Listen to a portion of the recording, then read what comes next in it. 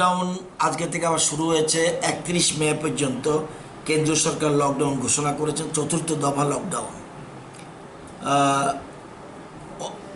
বেশ কিছু ক্ষেত্রে শিথিলতা দিয়েছে, কিন্তু আবার বেশ কিছু বন্ধ রেখেছে, যেমন স্কুল, কলেজ, বিশ্ববিদ্যালয় এবং জিমনাসিয়াম, তারপরে মল, সিনেমা হল, এগুলি বন্ধ রেখেছে। তো কি কী কী ক্ষেত্রে ছাড়, কী কী ক্ষেত্রে বন্ধ, এগুলি আমরা ডিটেলস খবর নিয়ে আমরা পরবর্তী সময় বলবো। মুখ্যমন্ত্রী নিশ্চয়ই আমাদের নিয়ে মিটিং করবেন। মিটিং করলে কোন কোন বিষয়ে ছাড় আছে, কোন কোন বিষয়ে আমরা বন্ধ রাখছি, এটা জানিয়ে দেওয়া হবে।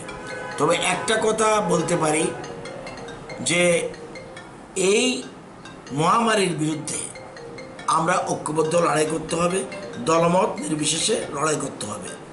এবং খুব সম্ভব আজকেই মুখ্যমন্ত্রী ঘোষণা দেবেন যে স্টেট লেভেল থেকে একদম পঞ্চায়েত লেভেল অবধি করোনা মনিটরিং এবং awareness committee, corona monitoring and awareness committee বলে একটা কমিটি ঘোষণা করবেন। বিভিন্ন দলের প্রতিনিধি নিয়ে প্রশাসনিক পর্যায়ে করা হবে।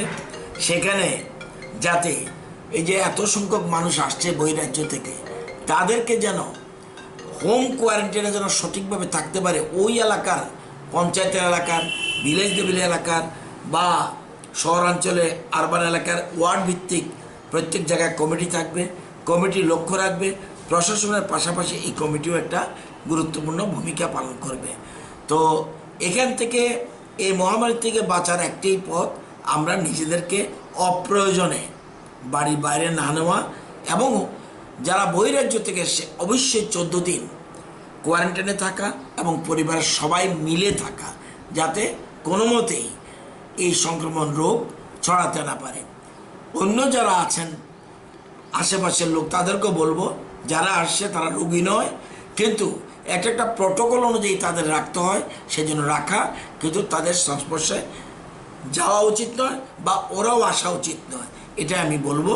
এবং পরবর্তী পর্যায়ে যখন যেমন আমরা খবর পাবো সেভাবে আমরা অ্যাকশন নেব।